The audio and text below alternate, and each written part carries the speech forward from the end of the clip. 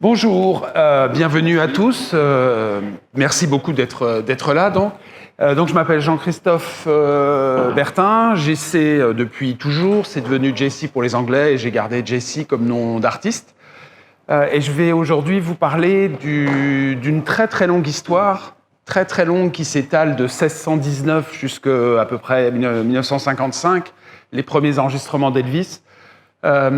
Et que j'ai appelé du gospel au rock'n'roll, donc qui est essentiellement orienté sur la musique africaine-américaine, mais pas que. Je ferai quelques diversions pour vous parler un petit peu de la musique en général en Amérique, mais par contre, évidemment, c'est exclusivement la musique sur le continent américain, nord-américain, que celle-ci. Donc pendant la petite période où on a attendu, vous avez sans doute entendu un spiritual des Five Blind Boys of Alabama, qui sont un groupe très, très célèbre de gospel. Et donc on s'arrêtera ensuite avec Elvis, donc qui est apparu à la confluence, disons, de nombre d'influences, de la country music, du gospel, parce qu'il était fan absolu de musique religieuse américaine, de la country music, bien sûr, et des influences diverses et variées, et bien sûr du blues qu'il pouvait rencontrer. Mais cette histoire démarre au temps de l'esclavage, donc lorsque les premiers Africains américains qui sont arrivés par hasard sur le sol américain. C'est un bateau hollandais qui faisait le commerce triangulaire, qui arrivait dans la baie de Jamestown, qui avait livré en Jamaïque, apparemment en Jamaïque des esclaves, et à qui il restait une vingtaine de personnes dans le bateau, et qui les a proposés aux gens qui étaient là à l'origine. Et donc, ils ont récupéré ces personnes et ils ont commencé ils les ont réduits en esclavage. Et puis, donc, l'esclavage s'est perpétué au fil du temps. L'esclavage n'a pas été un esclavage de masse tout de suite. Ça a pris beaucoup de temps. C'était au départ un esclavage plutôt isolé. Et surtout, les esclaves n'étaient pas esclaves à vie. Quand les premiers esclaves sont arrivés, ils payaient finalement quelque part. Alors, c'est complètement aberrant de dire ça, mais ils payaient quelque part le voyage sur le sol américain pendant une vingtaine d'années, et puis après, ils étaient affranchis et ils étaient rendus libres. Il a fallu attendre l'arrivée d'abord du tabac, qui a été la première culture qui a demandé une main-d'œuvre vraiment très importante, et donc on a considéré qu'il fallait garder les gens en esclavage ad vitam, et surtout, on a considéré qu'il fallait que les enfants des esclaves deviennent esclaves, ce qui n'était pas le cas au départ, ce qui n'a pas été le cas pendant la première période, on va dire, de l'esclavage. Et deuxième grande différence avec l'esclavage tel qu'il était pratiqué en Amérique du Sud et puis surtout dans les Caraïbes, c'est que c'était un esclavage familial. C'est que les cultures qui ont donné lieu à l'exploitation des humains, des Africains, étaient un esclavage familial parce que les cultures demandaient, ou tout le monde du moins pouvait travailler dans les cultures. Quand vous travaillez dans le tabac, les enfants peuvent travailler dans le tabac.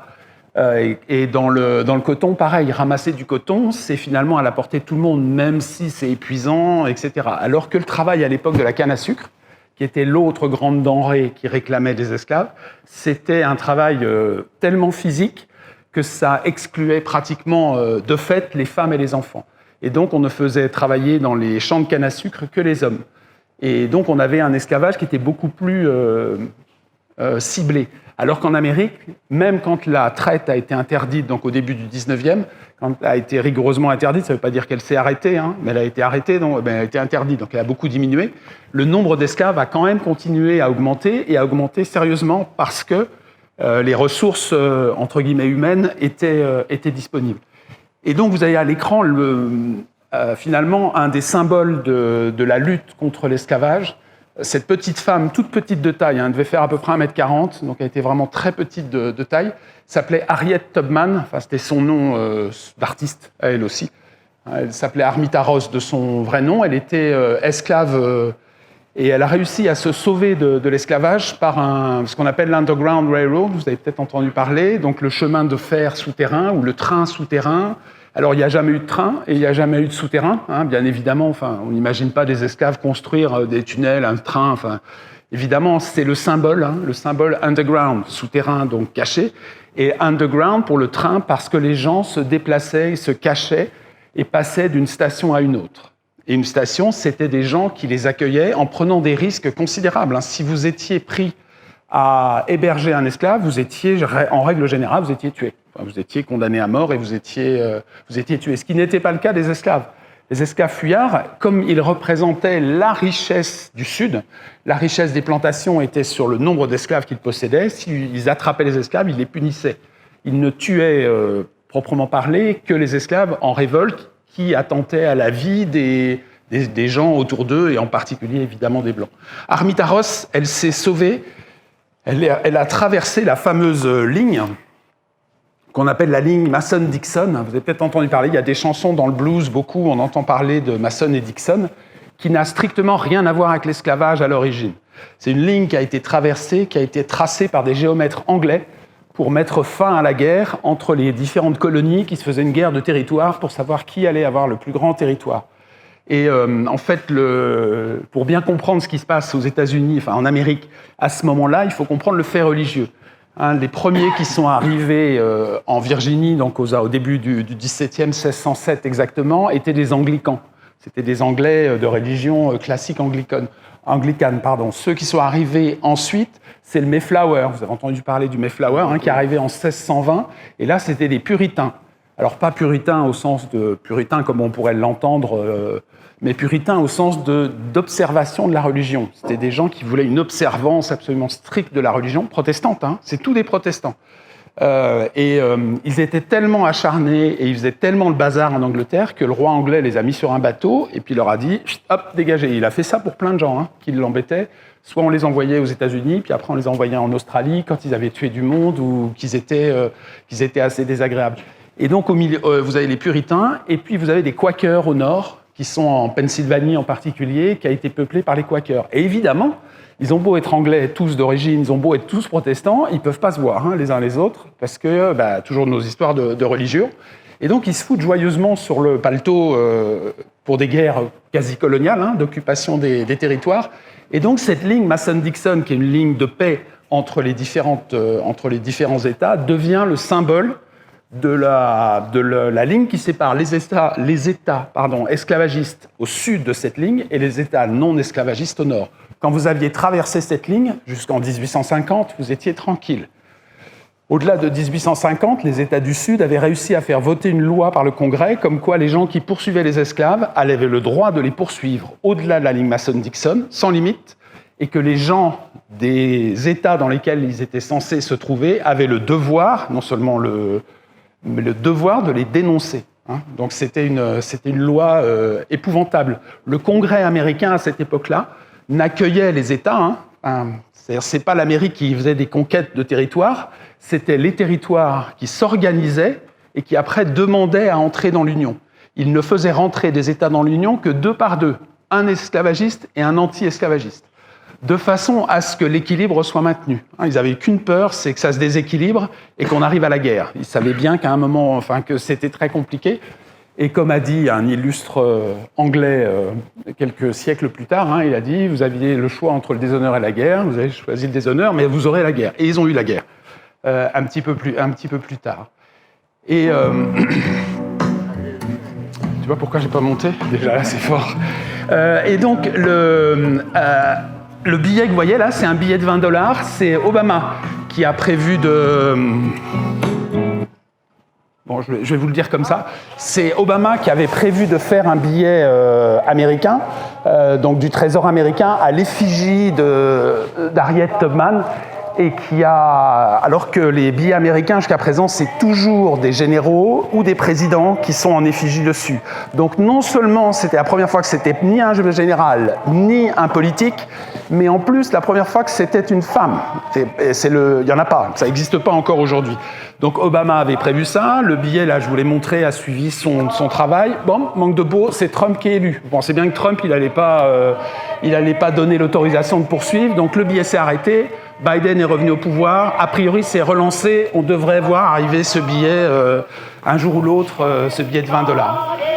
Donc première culture autorisé, première culture de grande dimension qui est faite et qui demande de la main-d'œuvre à l'époque, c'est le tabac, c'est la photo de gauche.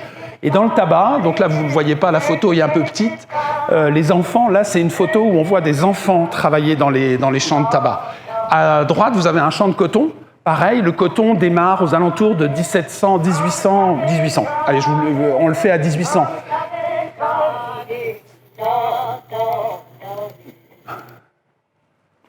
Je vais revenir en arrière. Voilà, ça marche sans la musique. Donc vous avez bien entendu la musique, je vais vous en dire 2 mots avant. Hein.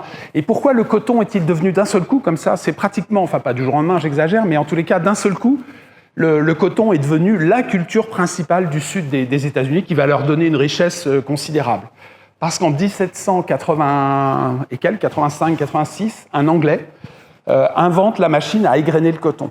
Jusque-là, le coton était connu, hein, on savait filer le coton, etc. Mais comme le coton, la fleur de coton est pleine de petites graines qui sont extrêmement dommageables pour le filage, et donc c'était quelque chose, il fallait les grainer à la main, c'était un travail de fourmi, donc c'était absolument pas rentable. Et donc cette machine est inventée, la fibre de coton devient extrêmement populaire parce que facile à travailler, de bonne qualité, résistante et surtout pas trop chère. Évidemment, quand vous ne payez pas vos travailleurs, elle est d'autant moins chère. Et donc, elle va être exportée des États-Unis. Hein. Jusque-là, le coton venait principalement de Chine, dans des quantités assez faibles. Et alors là, la demande européenne du coton, parce que facile à tisser, parce que permet d'être teinte assez facilement, etc., devient quelque chose d'extrêmement populaire. La demande est considérable. Et donc, on va exploiter le coton. Et en Amérique, on est exactement dans la situation inverse de l'Europe, d'un point de vue terrien. En Europe, on n'a pas beaucoup de terre et on a beaucoup de monde. Donc la terre, on y fait très attention. On la soigne, etc. Les Américains ont exactement eu le réflexe inverse. Hein. Ils avaient de la terre à perte de vue, il n'y avait personne ou très peu de monde dessus. De toute façon, quand il y avait du monde, ils les tuaient, donc ça ne les gênait pas beaucoup. Donc, quand ils avaient épuisé un lopin de terre, un territoire, eh ben, ils poursuivaient un petit peu plus loin, ils abandonnaient ce territoire et ils allaient un petit peu plus loin. Ce qui a aussi été un des facteurs importants de la conquête américaine. Bon, ça, c'est une autre conférence vraiment centrée sur l'esclavage. Alors, les chants religieux qui sont une autre composante du chant américain. Alors, je m'aperçois que j'ai oublié de vous parler du chant de travail. Pour les esclaves, à l'époque des plantations, la musique leur était strictement interdite. Alors, quand je dis la musique, c'est la musique africaine. C'est-à-dire la musique d'origine africaine qui est basée essentiellement, quand même en grande majorité, sur des percussions. C'est-à-dire que la musique africaine est une musique de percussion. On danse sur des sons de tam-tam, de troncs d'arbres sur lesquels on tape, mais même la danse elle-même, c'est-à-dire la structure de la danse africaine est une danse très percussive qui va chercher dans le sol énormément de sons. Tout ce qui était à base de percussion, en Amérique, était strictement interdit. Pourquoi les planteurs ne voulaient surtout pas que les esclaves jouent des percussions? Parce que le son des percussions était réputé porter des messages d'une plantation à l'autre, permettre aux Africains-Américains, qui n'étaient pas encore Africains-Américains à l'époque, aux esclaves de se fédérer, de se révolter et de tous les tuer. C'était la peur dans laquelle vivaient les sudistes, et peur qui est sans doute encore ancrée quelque part dans l'esprit des sudistes. Il y a encore une grande peur. Vous verrez quand je vous parlerai de la guerre de 14, Pershing, qui était le généralissime américain, qui a emmené les soldats américains, qui a finalement été obligé d'emmener des citoyens, des soldats américains, noirs américains, à la seule condition qu'ils ne soient pas armés. Il a refusé que les soldats soient armés. Ils ont combattu sous les ordres des Français et jamais sous les ordres ni des Anglais ni des Américains. Au milieu du XVIIIe siècle, 1750 à peu près, en Europe, parmi les protestants, un grand mouvement qu'on appelle le Great Awakening, en anglais, donc le grand réveil, qui est un réveil de la foi religieuse, de la pratique religieuse, très observante des textes, parce que les religieux trouvaient qu'on s'éloignait un petit peu trop de la lettre. Et donc, il y a eu ce grand esprit, et dans ce grand awakening, tout le monde devait rentrer dans le royaume de Dieu, tout le monde devait être baptisé, tout le monde devait être accepté dans le royaume de Dieu, y compris, et presque surtout, les esclaves.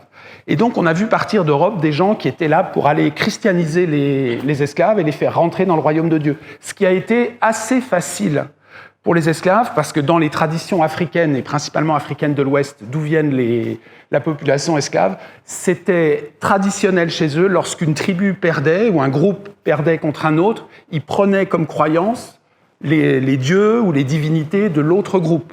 C'était une tradition, ça se passait comme ça. Donc pour les Africains, ça a été relativement facile d'accepter le nouveau Dieu tel qu'on leur présentait, donc le Dieu chrétien, et donc ils sont rentrés en religion. On les a donc fait rentrer dans les églises, où rentrait la population blanche classique, y compris les planteurs. Les planteurs étaient vent debout le fait de baptiser les esclaves. Hein. Enfin, vous imaginez, dans la Bible, c'est écrit tout l'inverse, que vous avez le droit de réduire votre prochain en esclavage. Hein. Donc, s'ils sont baptisés, ça veut dire qu'ils deviennent le prochain de votre prochain.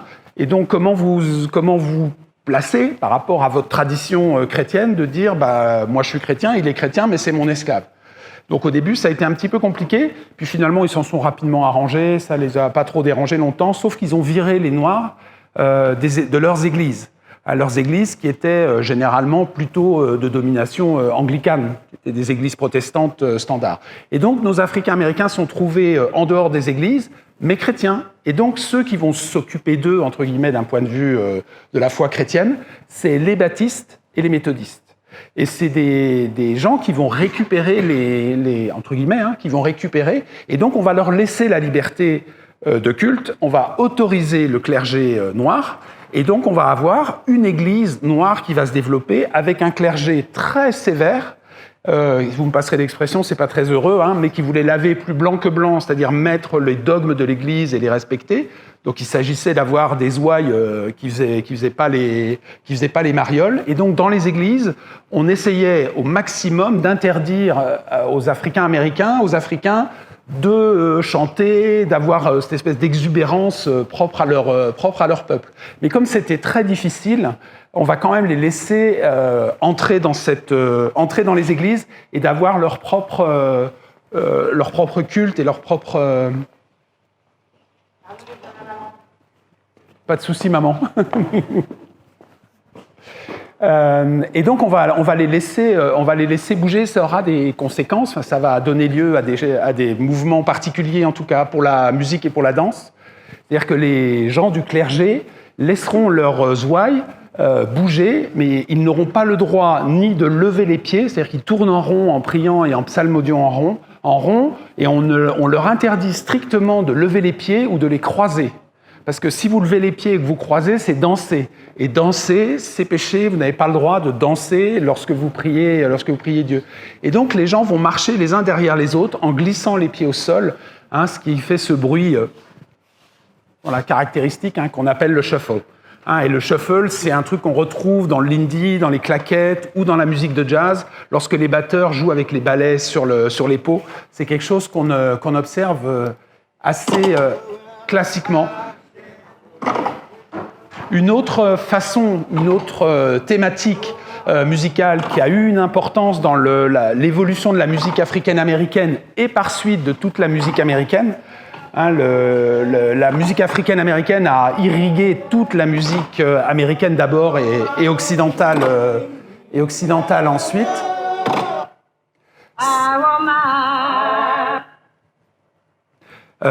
C'est donc ce qu'on appelle les chain gangs. Chain gangs, chain, c'est une chaîne, gang, un groupe, et donc c'est les gens enchaînés par groupe, et c'est les groupes de bagnards qu'on faisait travailler au bord de route. Là, la musique que vous avez entendue, ça vient d'O Brother. Vous vous rappelez O Brother, le film? On voit au début, un groupe de bagnards, ils sont en train de casser des cailloux. C'est cette musique-là que j'ai repris pour mettre là, mais c'est exactement cette ambiance-là. Pour les chants religieux, comme pour les chants des bagnards, il n'y a rien d'écrit. C'est-à-dire qu'il n'y a pas de musique écrite, on n'est pas dans une culture à l'occidentale blanche, on est dans une culture africaine, ils n'écrivent pratiquement pas. En plus, les esclaves, c'est strictement interdit de leur apprendre à lire ou à écrire. Un blanc se fait prendre à apprendre à lire ou à écrire à un esclave, il est emprisonné quasiment à vie. Donc on ne plaisante pas avec ça.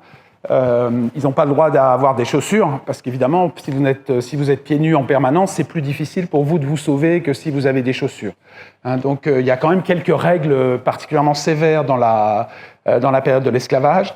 Et donc pour les champs de travail qu'on appelle aussi les haulers, Donc ces chants qui sont pratiqués dans les plantations, dans les champs de coton, le seul endroit où finalement on encourage la musique, on encourage les esclaves à chanter, parce que c'est réputé leur donner du courage à l'ouvrage et donc augmenter leur productivité. Hein, c'est pas tant qu'on aime bien les entendre chanter, c'est qu'on espère y gagner quelque chose. Ils chantent dans les églises. Alors les chants d'église à l'époque des premières églises noires, il n'y a pas de partition. C'est-à-dire qu'il n'y a rien d'écrit, il n'y a que les textes. Hein, les recueils de ce qu'on appelle les psaumes, les recueils de chants religieux, mais pour les Blancs, c'est tout pareil. Hein, il n'y a pas de partition, il y a uniquement les paroles. Donc chaque église, chaque pasteur, etc., fait sa propre musique. Et c'est de cette absence, entre guillemets, c'est-à-dire cette absence de ligne directrice, que de toute façon, ils n'auraient pas su lire, hein, que naîtront finalement la musique religieuse américaine, noire américaine, qu'on appelle à cette époque-là, donc bien avant l'arrivée du gospel, hein, on appelle le spiritual. Hein, c'est des textes traditionnels en anglais principalement ou en hollandais, mais principalement en anglais, qui sont laissés à la libre appréciation de la congrégation qui va les utiliser comme chant. Et donc c'est les Africains américains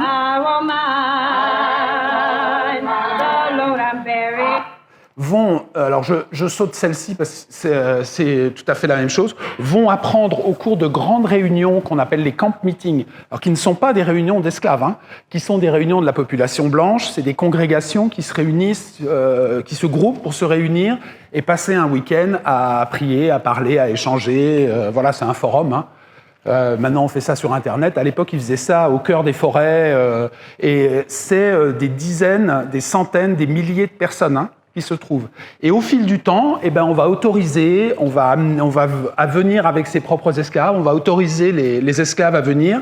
Et ce qu'on pense, alors on n'en est pas absolument sûr, mais ce qu'on pense, c'est que les Noirs se sont imprégnés de la musique religieuse, ont appris la musique religieuse autour de ces tabernacles songs, donc ces moments où ils vont pouvoir apprendre la musique religieuse au travers des Blancs dans les camp meetings. Camp meetings qui existent encore aujourd'hui, hein. Voilà un camp meeting d'aujourd'hui. Vous voyez les voitures à gauche, là, et la taille de la tente, hein. Vous imaginez le nombre de personnes qu'on met là-dedans avec un preacher. Enfin, c'est voilà, les Américains adorent ce genre de choses, hein, de se réunir, de prier, etc. Tous ensemble, c'est très important pour eux. Dans la population noire, même au sud, bon, principalement au nord, hein, qui a abandonné l'esclavage très tôt, mais même au sud, on a des populations noires qui participent au spectacle théâtraux. Alors théâtraux, c'est un bien grand mot, hein. Vous avez tous lu Lucky Luke ? Vous voyez ce chariot bâché avec un espèce de faux médecin qui vend de l'élixir à tout le monde, qui rend les hommes chauves au mieux, hein, parfois bien pire, ce qu'on appelle les medicine shows. Alors, les medicine shows, c'est vraiment une réalité, c'est des choses qui ont existé. Là, vous avez une photo qui vous en montre un. Hein. Et donc, il y a un bonimenteur qui est le patron du truc. Lui, il vend ses élixirs médicaux, au mieux inoffensifs, au pire carrément très dangereux. Hein. Voilà, on dirait aujourd'hui un exercice illégal de la médecine. Hein. Mais toujours est-il que pour attirer le chaland, eh bien, il y a des petits numéros, des petites troupes qui accompagnent les gens. Donc ça peut être un peu de musique, un peu de théâtre, des danseurs, etc. Et dans ces troupes de medicine show, il y a quelques Africains américains. On est toujours au temps de l'esclavage. Hein. On est toujours au temps de l'esclavage. Donc on n'est pas dans des populations libres de leur mouvement. Et une autre forme un petit peu plus évoluée, on va dire un petit peu plus structurée, ce qu'on appelle les minstrel shows. Alors minstrel, ça vient du latin et donc du français ménestrel. Hein, c'était l'époque au Moyen-Âge de l'amour courtois. Hein. Les ménestrels couraient d'un château à l'autre pour aller raconter des chansons en vers. C'est un peu cette idée-là, hein. C'est des spectacles itinérants, en général de très très très basse qualité, hein, vraiment de tout petit niveau. Et puis on vient et on va se moquer, on va trouver quand même que c'est très drôle de se moquer des plus pauvres que soi. Et ceux qui sont tout en bas de l'échelle, évidemment, qui ne peuvent pas se défendre puisqu'ils sont esclaves, c'est les Noirs. Et donc, dans les minstrel shows, on va voir se développer des numéros de moquerie qui peuvent être vraiment... aujourd'hui, ils seraient condamnés en prison immédiatement, hein, ceux qui feraient ce genre de choses. Mais à l'époque, ça faisait beaucoup rire. Donc, on montre les Noirs dans tout ce qu'ils ont dans l'imaginaire collectif, d'idiots, de bêtes, de fainéants, de tout ce que vous voulez, hein, un culte, qui ne comprennent rien, etc. On met une image absolument, et ça fait beaucoup rire. Et c'est dans ces spectacles de minstrel... Dans ces spectacles de minstrel que va apparaître un personnage qui va devenir le symbole de l'oppression des Africains-Américains qu'on appelle Jim Crow. Mais j'anticipe un tout petit peu.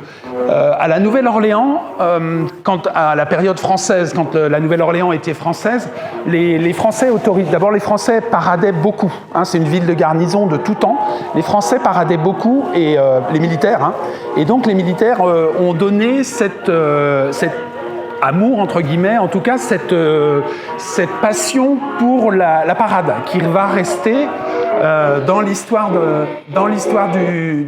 du jazz.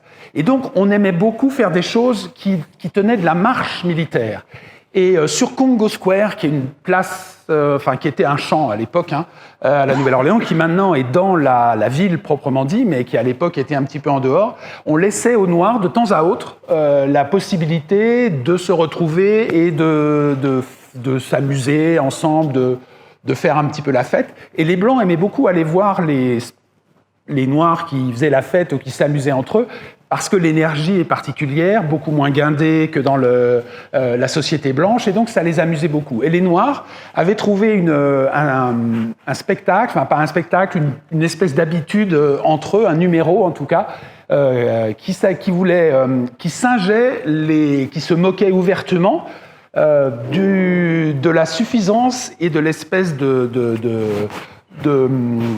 suffisance que pouvaient avoir les propriétaires des plantations ou les bourgeois en ayant une espèce comme ça d'attitude très ampoulée, marcher comme ça. Et donc, ils s'amusaient à caricaturer ces gens, ce qui faisait beaucoup rire. Et les Blancs qui voyaient ce spectacle trouvaient que c'était, mais alors à mourir. Est-ce que vous voyez ce que c'est le strutting dans la danse africaine-américaine? Si vous avez l'occasion de regarder, on le voit beaucoup, si vous avez l'occasion de regarder le Super Bowl, par exemple. Vous regardez à la mi-temps du Super Bowl, vous avez des grandes bandes de danseurs qui viennent sur la pelouse et qui dansent, et le leader strut, c'est-à-dire qu'il a le dos très très... Alors moi je le fais pas, hein, parce que j'ai pas leur souplesse, hein, mais ils ont le dos très arqué en arrière comme ça. Et ben le strut, c'est une forme de danse qui est directement héritée de cette période.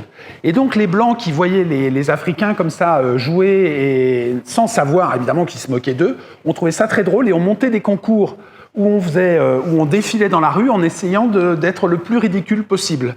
Et celui qui était le plus ridicule possible gagnait un gâteau, donc on appelle qui a donné le nom à sa danse, qui est le cakewalk. Donc là, c'est un des très rares films, il y en a très peu.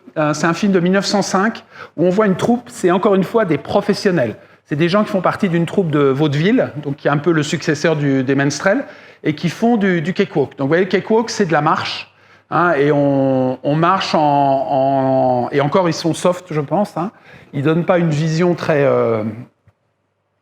voilà. Et de tout temps jusqu'aujourd'hui, hein, le cakewalk fait encore partie de l'imaginaire collectif africain-américain dans les spectacles de danse, de musique, de cabaret africain-américain. On a des spectacles de cakewalk qui font partie des spectacles de cabaret.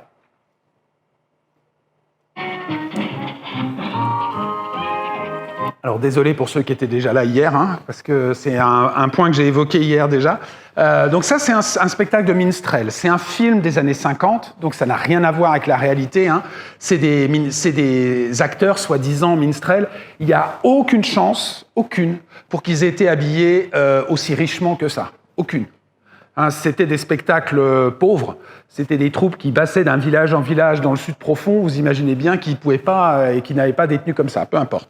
Les deux personnages qui étaient censés faire la claque dans les spectacles de minstrel, c'est celui-ci qui s'appelle Tombeau parce qu'il a un tambourin, et de l'autre côté du demi-cercle de tous les les acteurs présents, tous les présents, c'est Bones qui faisait claquer des os de chevaux parce que c'est les os réputés faire beaucoup de bruit. Donc on avait toujours dans les spectacles de minstrel Tambo et Bones. Et là, c'est l'intérêt de ce petit film, c'est que le danseur là que vous voyez devant, qui fait ce qu'on appelle le sun dance, parce qu'il fait une danse qui ressemble un peu aux claquettes, avec un bruit qui ressemble un peu au shuffle, mais il n'a pas de semelles qui font du bruit, c'est ce qu'on appelle du soft shoes, et c'est Al Johnson. Al Johnson qui a fait du spectacle de blackface, donc c'est-à-dire des comédiens blancs grimés en noir pour se moquer des noirs pendant longtemps. Ça a été un des derniers à abandonner dans les années 60. Hein.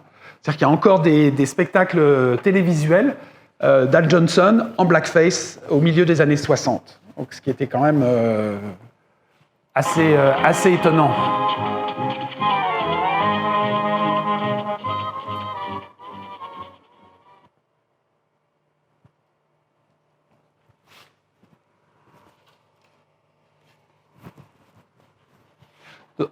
Donc là, en bas de la diapo, alors j'ai peur que ça soit un peu petit, mais les deux acteurs, là, qui sont ces deux hommes, hein, il y avait très peu de femmes dans les troupes de minstrel. Hein.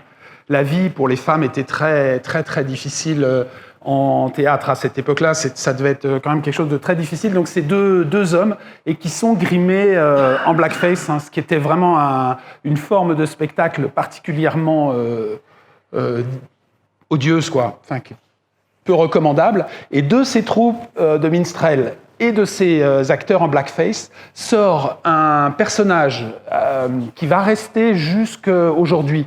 Hein, on en entend encore parler aujourd'hui, qui s'appelle Jim Crow, donc Jim le Corbeau, qui est une pièce de minstrel, donc une chanson à l'origine, et qui devient le symbole de tout ce qui est les lois que vont pondre les États du Sud blancs au moment de la ségrégation, donc après la guerre de sécession, après la guerre civile, et le symbole de l'oppression de l'homme blanc sur l'homme noir porte le nom de Jim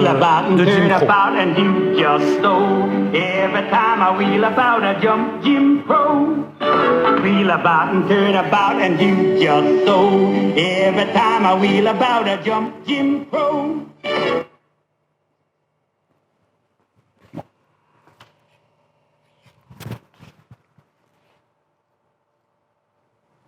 Alors, je vous disais tout à l'heure un tout petit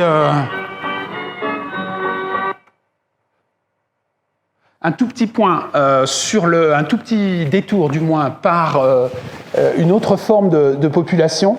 C'est cette population qui habite dans les Appalaches. Les Appalaches, c'est la petite chaîne de montagne que vous voyez en marron sur la carte du haut, là, une espèce de langue qui fait pratiquement toute la côte, qui longe toute la côte est. Sur ces montagnes, et en particulier du côté de la Caroline et de la Virginie, on va avoir des populations qui vont vivre dans les montagnes qu'on va appeler les white trash, ou les rednecks. Alors redneck, c'est un petit peu, pas très gentil, mais c'est pas très méchant, hein. C'est les gens qui ont le cou rouge, donc c'est les gens qui travaillent à l'extérieur. En grosso modo, c'est les paysans. Hein. Par contre, white trash, c'est beaucoup moins sympathique. Hein. White, c'est blanc, trash, c'est poubelle.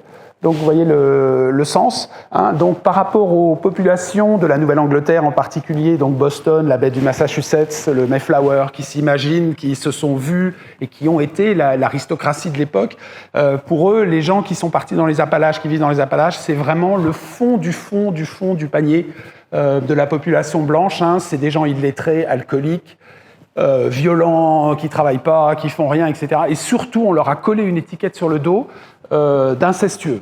Et ça, c'est quelque chose, évidemment, qui leur a vraiment porté grand préjudice. Alors, ils vivent dans les montagnes, complètement isolés, retirés. Donc, il y a beaucoup de colons irlandais, écossais.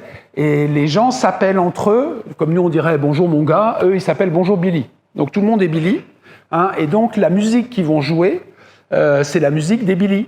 Hein, et donc, la musique des Billy qui vivent dans les montagnes, ça va devenir le hillbilly. Hein, et le hillbilly est une des sources, la source principale de la country music, qui deviendra la country music au XXe siècle, donc un petit peu plus tard. Mais pour leur malheur, on va découvrir dans ces montagnes, donc dans les Appalaches, au milieu du XVIIIe siècle, on va découvrir du charbon. Alors au début, on n'a pas un besoin considérable de charbon, donc il ne se passe pas grand-chose. Mais à partir du moment, grosso modo, où le train traverse les États-Unis, l'industrialisation de l'Amérique commence, et alors là, le besoin en charbon va énormément augmenter, et donc des gens aussi charmants et gentils que les gros capitalistes comme Rockefeller vont faire leur fortune dans les montagnes face aux mineurs.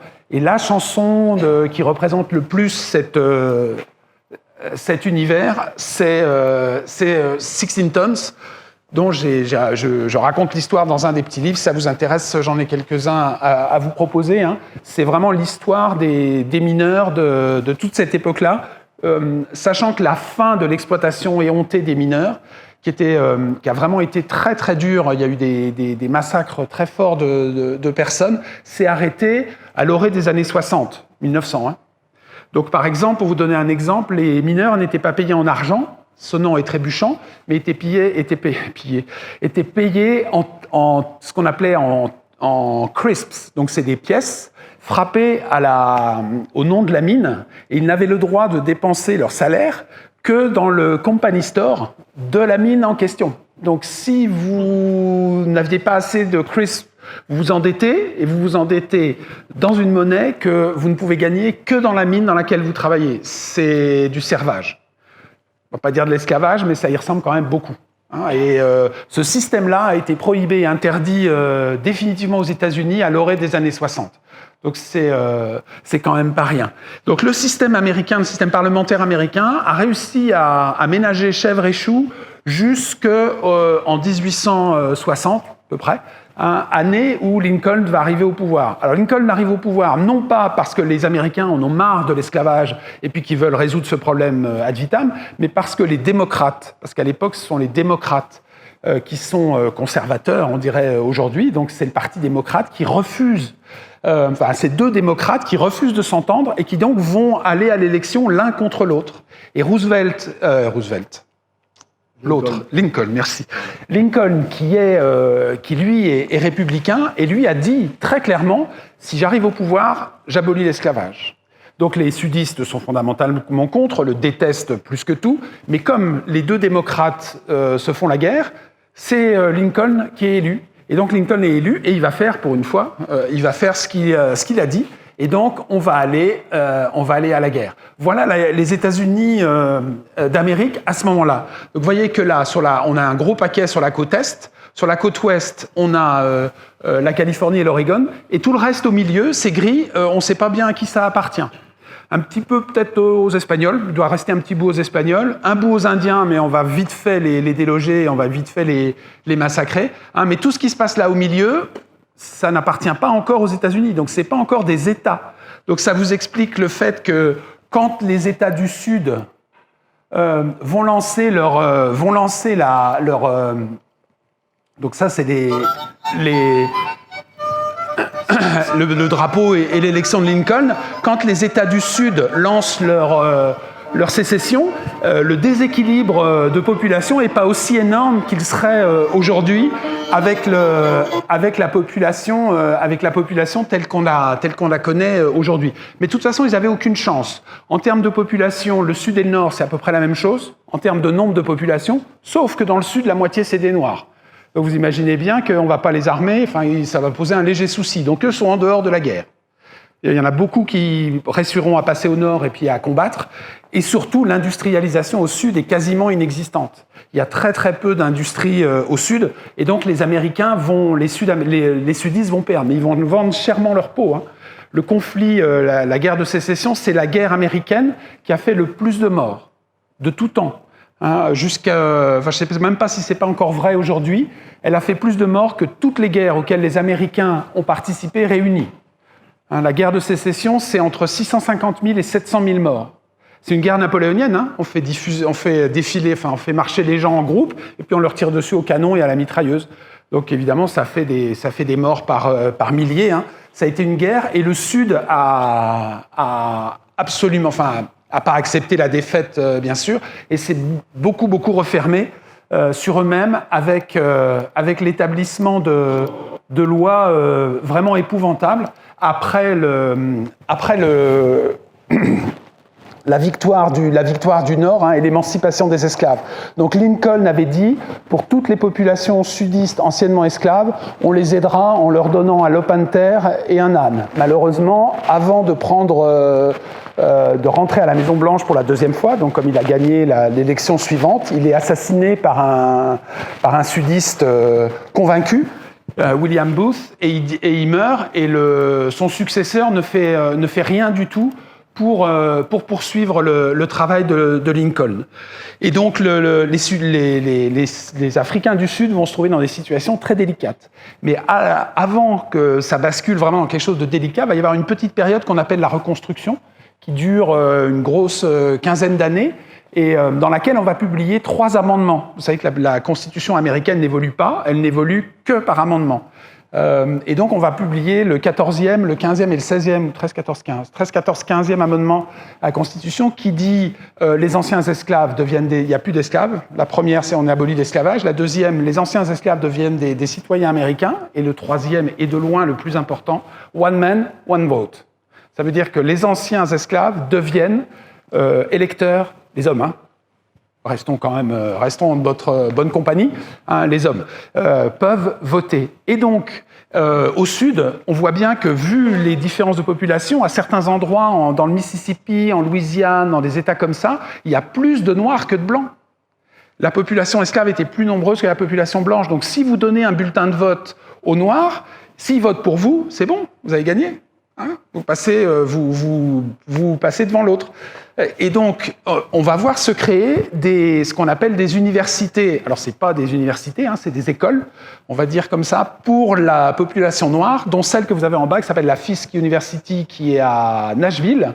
Et cette Fisk University est une des premières qui a permis de faire travailler. Donc, les filles, on leur apprend à lire et à écrire, ce qui est déjà considérable pour l'époque, mais on leur donne un petit bagage technique de cuisinière, de servante, je sais pas, voilà, des choses qu'on imaginait pour l'époque être des emplois de femmes. Les garçons travaillent comme mécaniciens, comme jardiniers, comme paysans, mais surtout, ils ont le droit de vote, et donc on attend d'eux qu'ils votent. Mais dès qu'on va perdre ça, c'est au moment où de la ségrégation, quand les lois de ségrégation vont être votées, hop, c'est terminé. On va plus subventionner leurs écoles, il faudra qu'ils se débrouillent. Et un des moyens qu'ils vont trouver, et qui va avoir finalement une importance pour la musique américaine, c'est de monter des chorales et des groupes, dont la Fisk University a été le premier à avoir cette idée. Leur prof de musique, ça ne s'invente pas, s'appelait Monsieur White, et il a monté avec ses ouailles un premier groupe qui s'appelle le Fisk Jubilee Singers, et il les a emmenés sur les routes jusqu'en Angleterre. Donc ils ont eu un succès considérable en Amérique, et puis après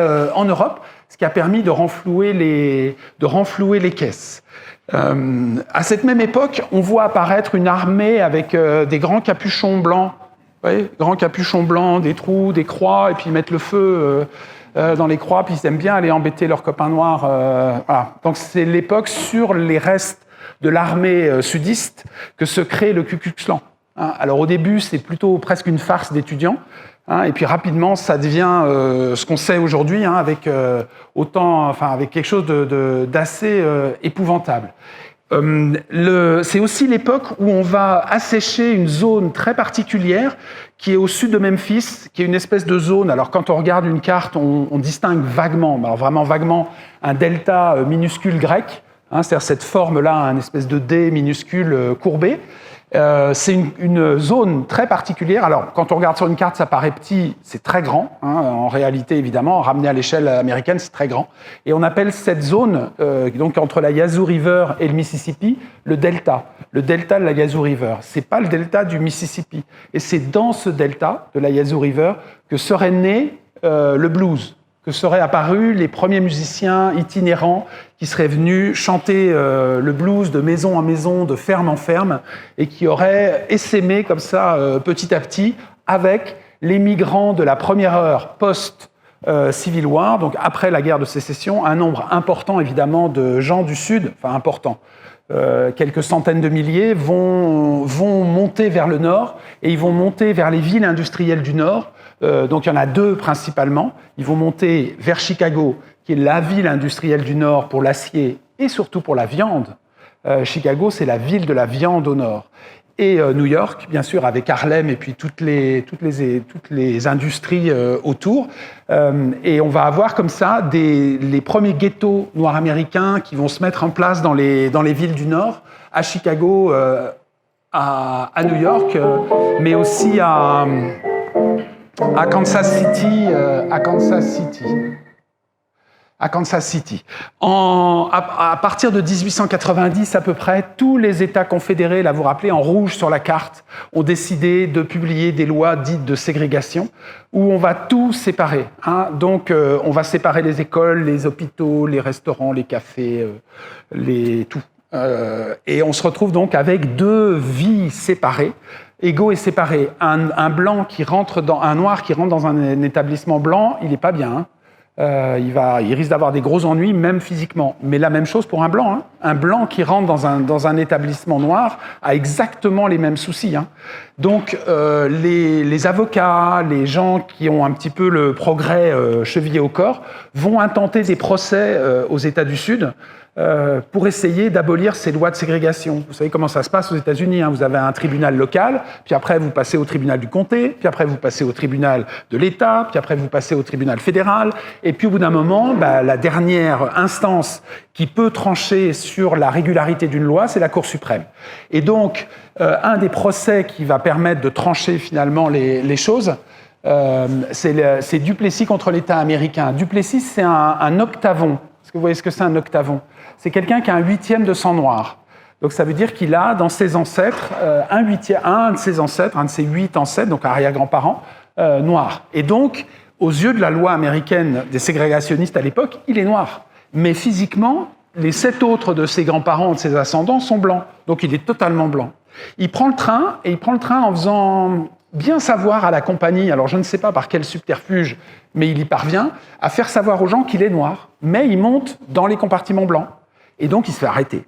Et c'était bien l'idée, c'était de se faire arrêter. Et donc, il poursuit les étapes, étape après étape. À chaque fois, il est condamné jusqu'à la Cour suprême, en se disant, la Cour suprême va quand même réagir. C'est pas possible autrement. Eh ben non.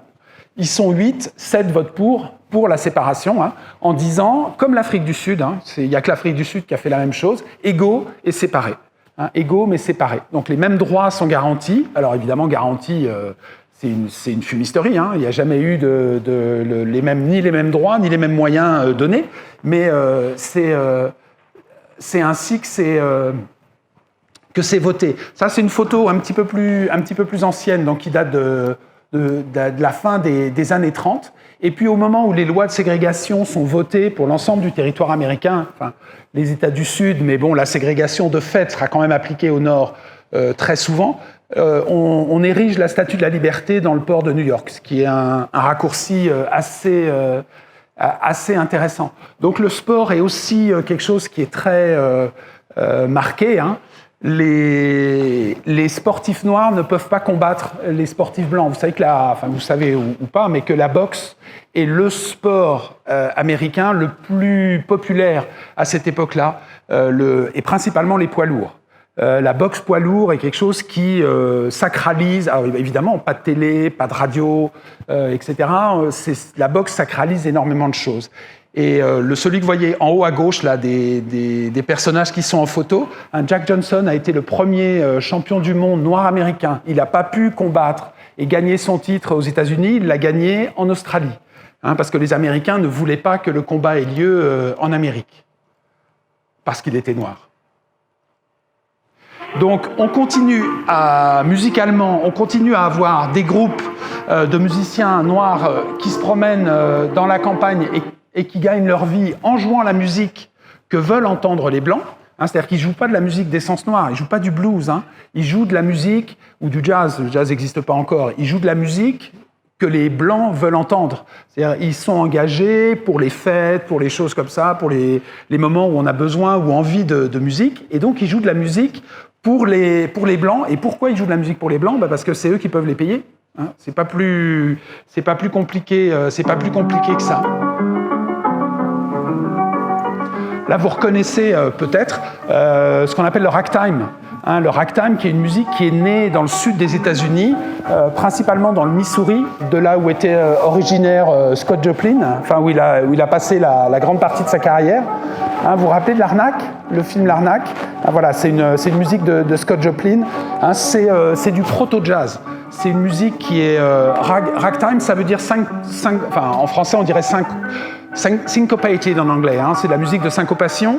C'est un petit peu l'improvisation collective telle qu'elle a eu lieu également dans le jazz à cette époque-là. Voilà un musicien, un pianiste de ragtime.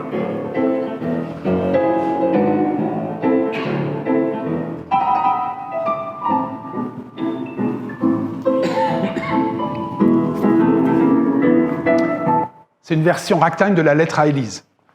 Bon, c'est pas évident au premier abord.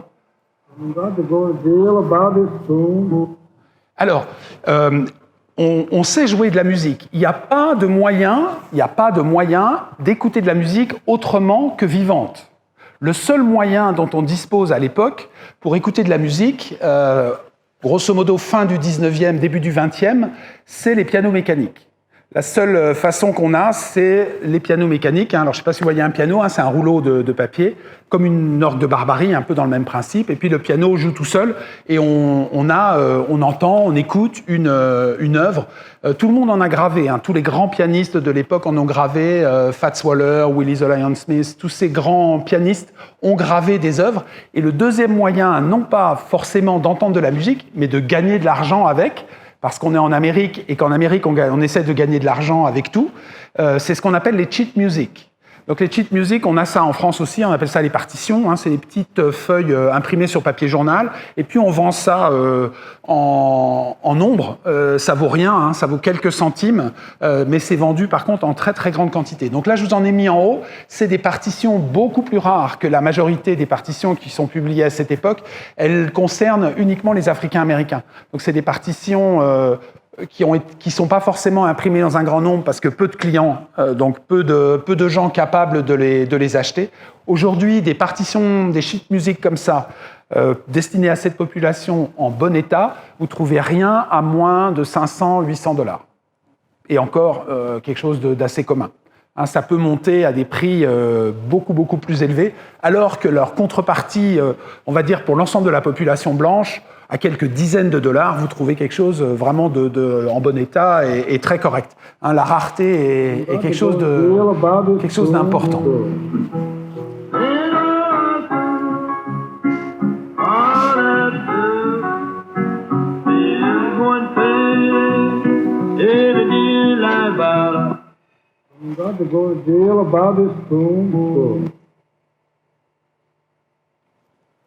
Voilà. Alors, donc juste, je suis désolé, on est obligé d'abréger un peu les extraits musicaux. Là, vous avez Charlie Patton en photo, qui a été un des premiers bluesman à être enregistré. Il a été enregistré dans les années 20, plutôt vers la fin des années 20. Et donc, ça veut dire que les enregistrements ont commencé à la fin du 19e. Vers 1890, on a commencé à maîtriser avec beaucoup de mal les enregistrements. Au début, on faisait ça... La technique la plus avancée, c'était les cylindres. Après, on est passé... il y a eu une concurrence avec les disques. Et les disques ont gagné, non pas parce qu'ils étaient meilleurs, ce qui n'était pas du tout le cas à l'époque, mais parce qu'on a su les reproduire en série. On a su fabriquer les disques par pressage très vite. On a eu très rapidement l'idée que c'était assez facile à faire, alors que les cylindres, on n'a jamais su les reproduire. Donc, chaque fois qu'un cylindre était fabriqué, ça veut dire que quelqu'un avait chanté ou joué de la musique en regard. Donc évidemment, le nombre n'était pas considérable en termes de production, les cylindres ont disparu. Et donc on s'est intéressé aux musiciens de blues beaucoup plus tard. Lui, il a été enregistré, pourtant c'était une star à l'époque, toujours relatif, une star pour les Africains-Américains. Donc ça n'avait rien à voir avec les musiciens blancs de cette époque-là, qui étaient évidemment avec des chiffres de vente et de production beaucoup plus importants. À la Nouvelle-Orléans, qui est une ville très particulière dans le sud des États-Unis et même à l'échelle américaine, c'est un grand port depuis très très longtemps. Parce que bien abrité dans le sud de la Louisiane, bien caché. et qui a de tout temps été fréquenté par des armées, des marins. Alors quand on dit marin, quand on dit armée d'un pays aussi bien organisé que l'Amérique, ça veut dire que les marins sont payés, ils ont une solde, donc ils ont de l'argent. Donc s'ils ont de l'argent, ça veut dire que les bandits sont pas loin. Les bandits sont pas loin, ça veut dire que les prostituées sont pas loin. Et donc la Nouvelle-Orléans était une ville comme ça, une espèce de melting pot entre la population africaine-américaine locale, les créoles, les gens qui venaient des Antilles, etc., les Sud-Américains qui venaient également en nombre. Tout ça, ça faisait une ville extrêmement dangereuse, à cause des armes, à cause des trucs, mais aussi et peut-être surtout à cause des maladies vénériennes.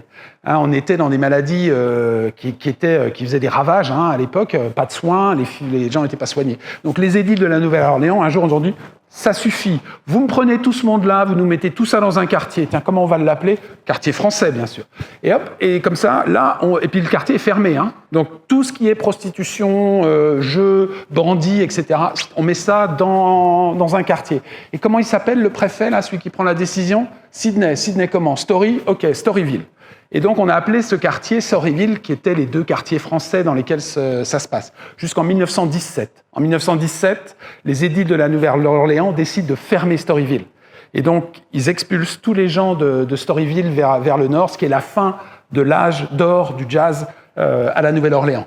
Donc, aux alentours des années 1900-1902, un personnage se détache dans le paysage musical américain de cette époque-là. On commence, on est dans une ère de fanfare. Les Noirs américains ont racheté les instruments que les militaires avaient laissés dans les... comment on appelle ça en français ? Les pawn shops en anglais, les monts de piété, voilà, réserves. Les monts de piété, merci. Dans les endroits, les monts de piété. Et donc, c'est comme... Tout va bien. Et c'est comme ça que les musiciens américains de cette époque-là, noirs américains, ont pu récupérer des instruments. Sinon, les instruments étaient largement, neufs, étaient totalement en dehors de leur portée financière. Et donc, un de ces musiciens, alors vous le voyez là, c'est le trompettiste de cette époque. Il est là. Il s'appelle Buddy Bolden. C'est le premier trompettiste, sans doute, de l'histoire du jazz, de l'histoire de la musique, qui a sans doute joué du jazz. Alors du jazz de l'époque, c'est de l'improvisation collective, on est dans de la musique plus proche de la musique de fanfare que de la musique de jazz, mais lui était réputé jouer de la trompette et être entendu à 20 km à la ronde, tellement il jouait puissamment. Bon. Bref. En tous les cas, c'est sûr qu'il jouait certainement très très fort. Mais en contrepartie, dans sa vie d'homme, son gros souci, c'était l'alcool. Il buvait. Alors, je pense que c'est au-delà de boire. En 1907, il commet des actes vraisemblablement répréhensibles. On l'attrape, on l'enferme dans un asile, dans un hôpital psychiatrique, il n'en ressortira jamais, que les pieds devant. Donc on ne sait pas, il n'a pas été enregistré, on n'a aucune idée du son de sa trompette. Une légende urbaine voudrait qu'un cylindre ait été gravé avec Buddy Bolden. Si vous l'avez dans votre grenier, votre fortune est faite. À mon sens, ça n'existe pas. Il n'y a pas d'enregistrement de son époque. Donc, on joue beaucoup dans les rues, on parade beaucoup, on joue les enterrements, etc. Tout ça, c'est pas une légende, c'est vraiment quelque chose qui a eu à la Nouvelle-Orléans. Et un autre grand lieu de musique pour les gens de cette époque-là, ce sont les maisons closes. Avant la fermeture de Storyville, bien sûr. Et là, vous avez une photo où vous apercevez le pianiste qui est quelque part par là. On aperçoit le dos de sa tête. Ce serait Jelly Roll Morton. Ce serait. Personne n'en est sûr. Qui se proclamait comme l'inventeur de jazz, personnage haut en couleur, une dent en diamant, toujours armé, toujours à faire les 400 coups. Un personnage, si un jour vous avez l'occasion de lire son histoire, c'est assez épatant. Et donc, dans les maisons closes, il y a systématiquement des musiciens, généralement un pianiste. Et les tenanciers ou tenancières de ces établissements font très attention à la qualité du pianiste, à la qualité de la musique qui va être jouée. Les gens viennent... Alors évidemment, la philosophie de cette époque est complètement différente de notre philosophie ou de la façon dont on verrait les choses. Ils viennent autant pour les dames que pour socialiser entre eux et écouter de la musique. Ça fait partie, boire un verre, etc. Ça fait partie de l'ensemble de la prestation, on va dire. Et donc, c'est important d'avoir de la musique. Beaucoup de musiciens ont joué dans ces endroits et on essayait d'avoir le meilleur musicien. Et la musique en vogue à cette époque-là, c'était le ragtime. Et dans les populations, on va dire dans les populations, alors sur les hauteurs de la Nouvelle-Orléans, pas dans la ville même, mais sur les hauteurs, étaient plutôt des populations très empreintes de blues. Et donc on va voir entre les accords de trompette de musiciens, de fanfares, on va dire, comme Buddy Bolden, les pianistes dans les maisons closes, et les gens qui aiment et qui écoutent le blues, de cette espèce de chaudron, de melting pot permanent à la Nouvelle-Orléans, naîtra ce qu'on appellera le jazz. Donc J-A-2-S. Et on appelait ça, alors il y a plein d'explications, hein. Certaines semblent quand même très fumeuses. Moi j'aime beaucoup celle-ci. Les dames de cette époque-là, dans les maisons closes, se parfumaient avec un parfum qui était tiré du jasmin. Et donc jasmin, jazz, les musiciens sont appelés jazzmen, jazz. L'instrument, enfin la musique a pris le nom de ce jasmin. Et donc, on appelait ça jazz music, J-A-2-S, ce qui, quand vous enlevez le J, fait as en anglais. As en anglais, c'est le popotin. Hein. Donc, quand vous avez blablabla machin with his ass band, évidemment, c'est moins joli que si vous avez with his jazz band. Et donc, on a fini par enlever les double S et de les remplacer par le... Mais il y a des photos avec des orchestres qui ont des... Et donc, cette musique va s'exporter... grandement. I got rhythm, I got music. Là, c'est une musicienne, une grande chanteuse de cette époque qui s'appelle Ethel Waters, qui chante qui a été une grande vedette à New York. Alors évidemment, dans les grandes villes, les choses sont un petit peu différentes. Là, vous avez un musicien blanc qui a beaucoup fait pour la musique, qui s'est beaucoup inspiré de la musique africaine-américaine, mais surtout qui l'a dit. Ce qui n'était pas le cas de la majorité des musiciens de cette époque-là. Hein. Vous le reconnaissez ? C'est George Gershwin, qui a écrit, évidemment, Porgy and Bess, le premier opéra qui se passe dans le milieu africain-américain des plantations, joué par des Africains-américains. Donc, dans les villes du Nord, on voit se développer une culture basée sur enrichi et grandement enrichi et qui se targue de prendre la musique africaine-américaine. Et puis évidemment, dans les années 1920, entre 1910 et 1920, on voit l'arrivée de la musique comme extraordinaire moyen d'enrichissement pour les grandes compagnies. C'est à cette époque-là, au début du XXe siècle, qu'est née la Victor His Master Voice. Hein. Vous voyez le petit chien qui est devant un pavillon, c'est né à cette époque-là. Et donc en 1914, les Français, les Anglais, les Allemands, les Européens mettent le feu à leur pays et entrent en guerre, sont en guerre. Les Américains aimeraient bien entrer en guerre, hein, mais comme ils ont des intérêts économiques et côté allemand et côté allié, ils ménagent chèvre et chou, ils ne rentrent pas dans la guerre jusqu'à ce qu'un de leurs bateaux soit coulé par un sous-marin allemand. Et donc Pershing, qui est là, que vous voyez là, sous les ordres de Wilson, qui est quand même un sudiste, hein, Wilson était un raciste convaincu, hein, Woodrow Wilson, il trouvait que les lois de ségrégation qui étaient en vigueur dans le Sud, étendues à toute l'Amérique, ça aurait de l'allure. Et fort heureusement, il s'est fait rebooter, il n'a pas réussi à faire passer cette loi, mais il aurait bien aimé. Pershing, qui est là, donc il y a un sudiste, comme je vous disais tout à l'heure, refusait d'emmener les soldats américains, noirs américains, puis sous la pression des associations, il a quand même été obligé de le faire. Et donc il a emmené, en particulier, donc le régiment le plus célèbre, hein, le 369e Hellfighters de Harlem, donc Hellfighters, les combattants de l'enfer, hein, de Harlem, qui sont arrivés en France avec des calots en coton, et absolument pas d'armes. Hein. Et Pershing ne voulait pas, a fait tout ce qu'il a pu pour qu'il n'y ait pas d'Américains au front. Mais les Français n'arrêtaient pas de pousser pour récupérer des troupes parce qu'ils avaient besoin de troupes. Et puis au bout d'un moment de guerre lasse, il a dit prenez mes Noirs. Et ils sont partis combattre. Et ils n'ont combattu que sous commandement français, uniquement. Les Anglais n'ont pas voulu et les Américains encore moins. Et quand vous regardez cette photo, ils sont en uniforme américain. Par contre, ils ont sur la tête le madrian, là, le casque français. Et ils ont combattu très très bien, principalement dans les Ardennes. Il y a un monument dans les Ardennes, dans une petite ville, qui leur est dédié. Et tous les orchestres, tous les régiments de cette époque-là partaient avec leur propre musique. Et donc les 369e Hellfighters, ceux qu'on appelle, vous avez peut-être entendu parler de cette expression, les poilus de Harlem, sont venus avec leur orchestre et leur chef d'orchestre qui est là. Vous voyez là, ce personnage-là a l'air patibulaire hein, quand même, qui s'appelle James Reese, et ça ne s'invente pas, James Reese Europe. Il est venu en France. Les premières notes de jazz qu'on a entendues en Europe, c'est vraisemblablement par ces orchestres. Il y en a peut-être eu avant, mais en tout cas, eux, on les a entendus en direct et ils ont été enregistrés à cette époque-là et ils ont donc produit de la musique. Europe était déjà très connu aux États-Unis avant de partir pour la guerre. Il a vraiment fait la guerre, mais malheureusement, il n'a pas profité de la notoriété que lui a donnée la guerre parce qu'il a été assassiné par son batteur en rentrant en Amérique pour une sombre histoire de cachet. Les soldats noirs américains se sont battus en Europe pour défendre la liberté contre les Huns, parce que c'est comme ça qu'on appelait les Allemands, hein, les barbares, les Huns. Et quand ils sont rentrés aux États-Unis, ils ont trouvé quand même un petit peu saumâtre d'avoir été en Europe, de s'être battus pour la liberté, d'avoir donné leur vie et pour la liberté. Quand ils sont revenus aux États-Unis, ils auraient bien aimé que les États-Unis leur donnent accès à la même liberté, au même statut, parce qu'ils avaient combattu au coude à coude avec les soldats français sans qu'il y ait de différence, sans qu'il y ait de hiérarchie, alors que dans l'armée américaine et partout dans le pays.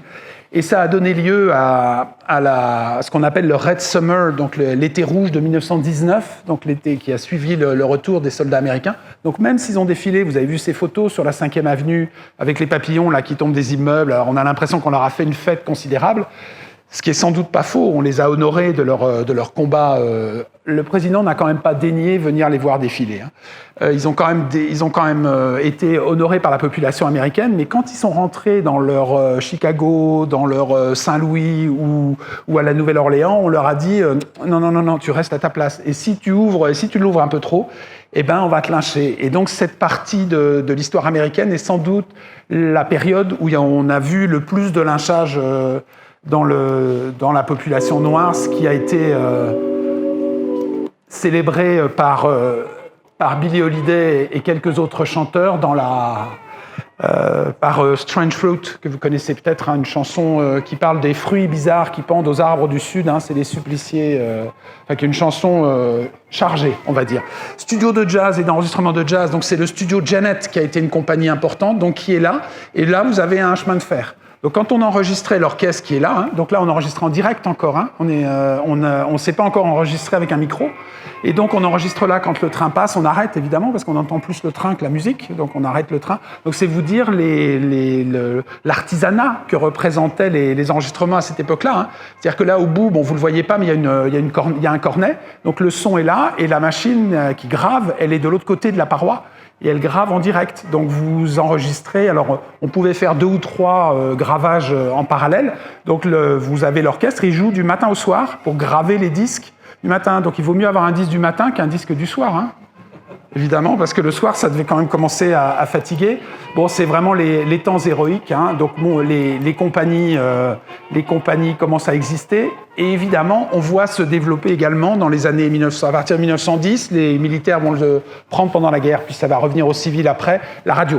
Et la radio va être le grand diffuseur, développeur de la musique américaine. Sans la radio, on n'aurait pas eu du tout la même histoire. La radio va vraiment être le phénomène le plus important dans la diffusion de la musique, plus important que les disques. C'est-à-dire que la radio, au début, disques et radio vont se faire la guerre, puis rapidement, les compagnies de disques vont quand même comprendre que le fait que la radio diffuse de la musique n'empêche pas, au contraire, les gens d'acheter des disques. Et donc, on va voir les deux fonctionner coude à coude. Et puis, troisième grand élément de diffusion de la musique dans la population, c'est les jukebox. Jukebox qui vont être implantés petit à petit et qui vont être implantés partout. Mais il va falloir attendre l'arrivée du micro-sillon pour voir les jukebox se développer. Autrement, c'était avant les micro-sillons, c'était des machines excessivement chères. Les années 1920, à partir de 1920 et en 1920, on va enfin enregistrer des Africains-Américains pour la clientèle africaine-américaine. On avait enregistré, bien sûr, beaucoup d'artistes noirs avant, mais pour la population blanche. Là, on va enregistrer celle qui est complètement à gauche, là, celle-ci, qui s'appelle Mamie Smith, qui enregistre un disque qui s'appelle Crazy Blues. Et c'est presque une expérience pour voir. Et bizarrement, les Noirs aiment la musique. Oh, quelle surprise, donc on les avait jusqu'à présent totalement ignorés. C'est-à-dire qu'on n'avait absolument pas pris en compte que les Noirs pouvaient aimer la musique, allaient acheter les disques et acheter la machine, parce qu'il fallait acheter la machine pour pouvoir écouter les disques. Et donc, ça représentait un investissement. Alors, ce n'était pas des équipements très chers, puisque c'est des équipements à ressort manuels, mais pour la population africaine-américaine qui roulait pas sur l'or, loin de là, ça représentait quelque chose. Mais ça les arrêtera pas. Hein. Ils achèteront les machines et ils achèteront des disques. Et donc, on va avoir une population et une clientèle nouvelle qui va se développer. Et le blues des années 20, donc qui va être une musique très importante dans les années 20, va être une musique essentiellement dont les plus grandes vedettes seront féminines. Et la plus grande d'entre toutes, c'est elle, s'appelle Bessie Smith, qu'on appelait The Empress of the Blues, hein, qui avait une personnalité haute en couleur, qui chantait, qui a gagné des dizaines, des centaines de milliers de dollars, hein, qu'elle a brûlé instantanément, hein, parce que c'était une très très bonne vivante, qui aimait aussi énormément l'alcool. Et donc un jour à Clarksdale, dans le Mississippi, elle sort d'un concert, elle est complètement, elle a fait la fête. Donc on est au petit matin, elle a fait la fête toute la nuit, elle est complètement saoule, et elle se vautre à l'arrière de sa voiture, et puis elle a le bras qui sort comme ça à l'arrière de sa voiture par la fenêtre, parce qu'il n'y a pas de carreau évidemment, et puis une voiture arrive en face, puis lui arrache le bras, et elle meurt comme ça sur le bord d'une route dans le Mississippi, très, très tristement. Et dans les années 1920, c'est aussi dans ces époques-là que naîtra le gospel moderne. Donc, je vous ai parlé au début de l'exposé de la musique religieuse américaine qu'on appelait spiritual. Hein, donc, ces chants religieux directement issus des psaumes et mis en musique, comme ça venait. Hein. Donc, par exemple, Down by the River, qui est un morceau hyper connu, est né de ces musiques-là. Le gospel, on est dans des milieux très urbains, avec donc des églises noires, et des compositeurs comme lui là qui s'appelle Charles Tindley qui a composé des gospels, et en particulier l'ère qui est devenue l'ère de la révolution, de l'ère de la décennie des droits civiques des années 60, hein, We Shall Overcome. Ça veut dire un jour nous réussirons, un jour nous serons passés au-delà, un jour nous serons libérés de tout le fardeau, etc. C'est un peu cette idée de cette musique. Hein. Charles Tindley a été extrêmement célèbre, extrêmement connu. Malheureusement, il lui-même n'a pas enregistré. En 1927, un ingénieur, ce qu'on appelle un scout, c'est-à-dire un chasseur de talent, organise une séance d'enregistrement dans une ancienne usine de chapeaux désaffectés à Bristol. Alors pas Bristol en Angleterre, hein, Bristol aux États-Unis. Et il fait, alors par voie, ça se faisait beaucoup pour le blues, ça s'est fait aussi pour la country music. Il faisait par voie de journaux, voie d'affichage, on va organiser une session, venez participer, chantez-nous vos meilleurs morceaux. Si vous nous plaisez, on vous enregistre et on vous rémunère. Et donc les gens couraient pour participer à ce genre de choses, et ils vont voir arriver parmi tout l'ensemble des gens, ils vont voir arriver deux ensembles de personnages. Jimmy Rogers à gauche qui arrive avec deux garçons qui chantent, et lui on lui dit « Ah ouais, c'est bien, donc vous revenez demain, on vous enregistre demain ». Et à droite, la Carter Family, donc deux femmes et un homme, un couple et la belle-sœur, et qui viennent enregistrer, et pareil, ils sont sélectionnés. La Carter Family va faire une carrière absolument exceptionnelle, et Jimmy Rogers sera celui qu'on appellera the singing brakeman, donc le frein chantant, donc ça vous dit un petit peu la qualité de sa voix, hein, donc c'est la voix très haute dans le nez, hein. Il composait pas, il jouait de la guitare très moyennement, il chantait souvent faux, hein. C'était pas terrible, alors par contre un succès, les gens adoraient Jimmy Rogers, c'était un dieu vivant, hein. Encore aujourd'hui, tous les musiciens de country ont une dette, soit pour Jimmy Rogers, soit pour la Carter Family, soit pour les deux. Hein, dans la Carter Family, la maman s'appelait Mabel Carter. Mabel Carter, c'est la mère de June Carter qui est la femme de Johnny Cash. Que vous voyez dans le film.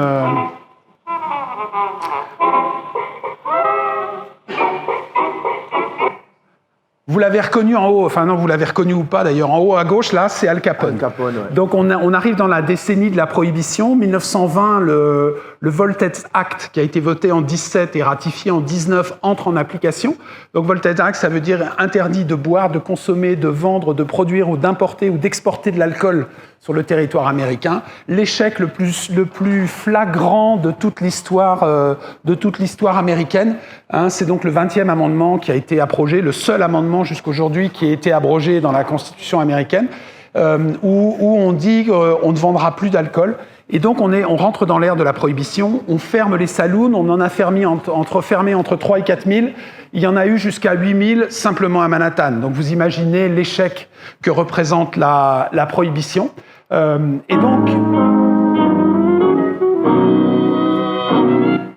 Et donc, c'est la période où il va y avoir énormément de musique et de jazz. Les gens viennent faire la fête, viennent bouger, viennent danser au son des orchestres de jazz, dans les speakeasy, ces bars clandestins où on trouve de l'alcool à vendre et où on vient faire la fête au son du jazz. C'est aussi, pour beaucoup de musiciens de jazz de cette époque-là, africains-américains, l'âge d'or, parce qu'ils étaient à peu près correctement payés, ils étaient traités à peu près bien par les gangsters, surtout les Italiens, et les gangsters se faisaient la concurrence sur la qualité des orchestres qu'ils embauchaient. Al Capone au nord, Al Capone à Chicago faisait venir des gens de la pointure d'Armstrong, Armstrong ou King Oliver, et à New York, Owen Madden, qui était lui irlandais, embauchait des gens comme Cab Calloway, Duke Ellington, etc. Donc on avait aussi une espèce de concurrence comme ça entre les gens à l'époque de la prohibition. C'est Roosevelt, dans les années 1930, après son élection, qui abrogera l'amendement et qui permettra au Trésor américain, c'était pas tant qu'il voulait que les gens retrouvent l'alcool et la bière qu'ils réclamaient à haut cri depuis longtemps, c'est surtout qu'il voulait récupérer les taxes sur l'alcool parce qu'on était dans la dépression et qu'ils avaient énormément besoin d'argent. C'est aussi à cette époque-là, dans les speakeasy, que les orchestres de jazz, qui étaient du jazz à l'origine, du jazz de syncopation, du jazz d'improvisation collective, ont commencé à adoucir leur musique et à donner de la musique à danser, qu'on appellera le jazz qui danse, qu'on appellera le swing. La prohibition est un échec cuisant. Il n'y a jamais eu autant d'alcool en circulation en Amérique que pendant la prohibition. Alcool qui rapidement est devenu de qualité moyenne, puis médiocre, puis épouvantable. C'est-à-dire qu'on était dans le même cas que l'alcool des médecines chauds, où on rendait les gens aveugles, ils perdaient l'usage de leurs jambes, ils perdaient leurs cheveux, voire pire. Pour certains, ça pouvait aller jusqu'à des choses beaucoup plus graves.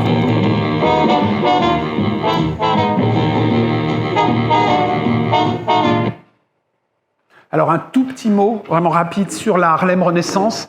En 1920, un mouvement Harlem, le mouvement du New Negro, donc la fierté d'être noir, démarre, ça sera complètement interrompu dans les années 30 par la dépression, mais naît cette fierté d'être noir, le New Negro, c'est le livre que vous voyez au milieu, c'est une espèce de renaissance du peuple noir et de sa grandeur, avec des artistes comme Duke Ellington, comme Joséphine Baker, mais aussi des personnages politiques comme Marcus Garvey, qui était jamaïcain, et qui a beaucoup fait, qui a créé une ligne maritime pour ramener les Noirs vers l'Afrique, vers le Libéria. Bon, on a réussi à l'attraper, on l'a mis en prison, on l'a expulsé pour fraude postale.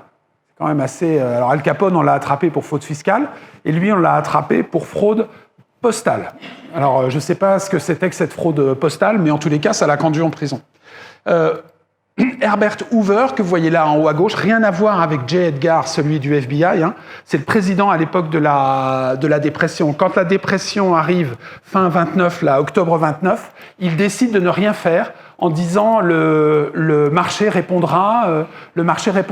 On est dans la pire crise économique que l'Amérique ait connue et que le monde ait connue par la suite, en effet rebond. Un appauvrissement des populations, des dizaines de milliers, sinon millions de gens ruinés, qui sont jetés sur les routes, et principalement les gens des campagnes. C'est les produits agricoles qui ont pris en premier, et donc qui a morflé en premier au moment de la dépression? Les populations du Sud.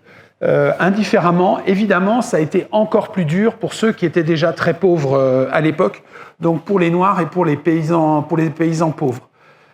Il faudra attendre l'élection de Roosevelt en 1932 et 1933 pour la mise sur pied du New Deal entre 1934 et 1935 pour voir la situation commencer à s'améliorer. Certaines personnes ont tellement froid l'hiver qu'ils brûleront leurs 78 tours pour se réchauffer. pour essayer de gagner un petit peu de chaleur. À mon avis, ça ne devait pas réchauffer beaucoup. Le pouvoir calorifique ne devait pas être terrible.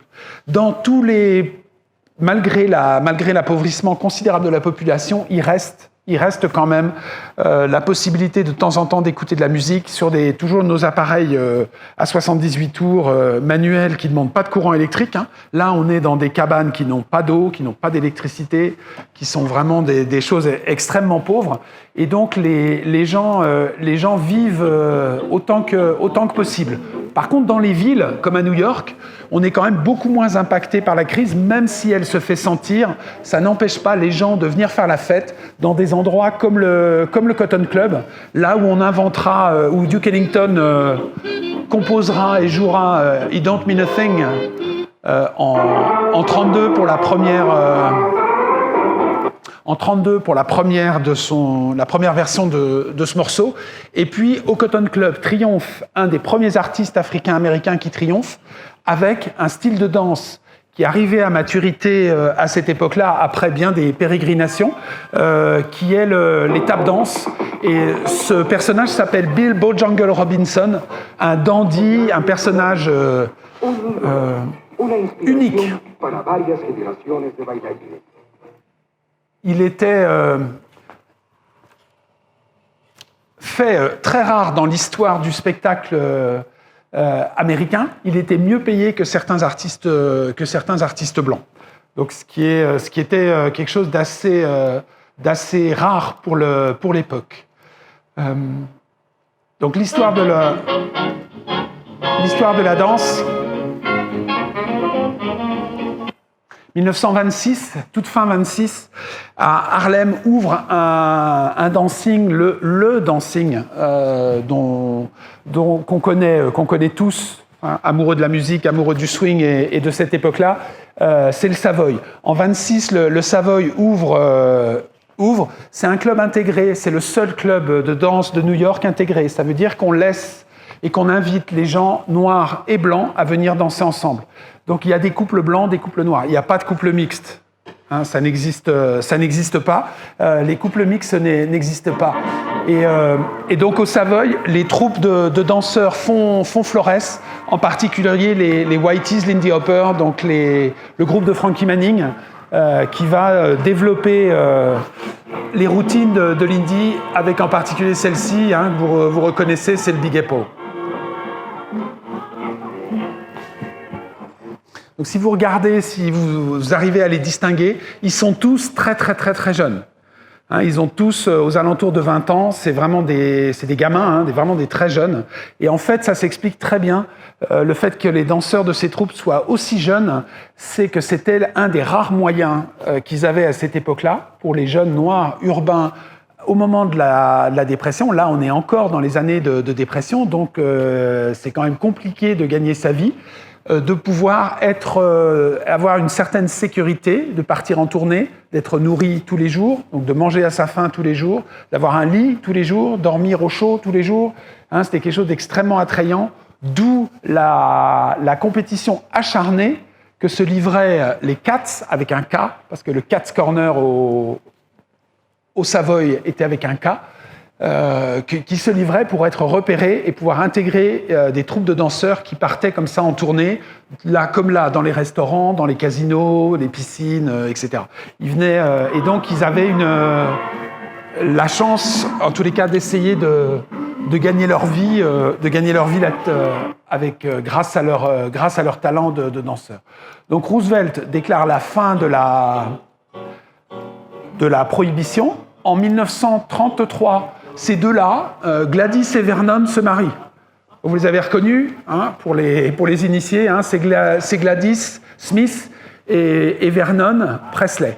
Donc c'est les parents d'Elvis qui se marient et qui emménagent dans une petite maison comme ça, là. Ils habitent à Tupelo, au Mississippi, et ils sont extrêmement pauvres, vraiment d'une très très grande pauvreté. Ils vivent en bordure du quartier noir qui s'appelle à Tupelo, et ils sont très, très pauvres. L'ère des big bands commence à peu près à cette époque-là. Les grands big bands, bon, je vous les passe, hein, Tommy Dorsey, Glenn Miller, Count Basie, Duke Ellington, Cab Calloway, etc. On voit tous ces clubs, tous ces orchestres.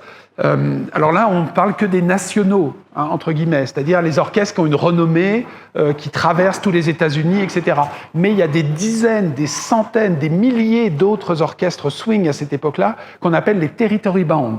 Donc territoire, les orchestres de territoire. Alors évidemment, on dit comme ça, mais ça veut dire quoi? Ça veut dire des orchestres dont la renommée ne dépassait pas, alors pour les moins bons d'entre eux, une ville, pour les meilleurs, un État, et donc en général, c'est à peu près l'échelle du comté. Hein, on a des États comme ça. Il n'y a pas de radio, il n'y a pas de télé, et il n'y a pas de DJ. Hein, on ne sait pas encore mettre de la musique avec des disques et tout ça. Donc il n'y a que de la musique vivante. Et donc, il faut des orchestres. Les gens aiment danser, demandent, et donc il y a plein d'orchestres. Tous ces orchestres-là vont disparaître au moment de l'entrée en guerre. Donc là, c'est Pearl Harbor. Hein. Donc les gens...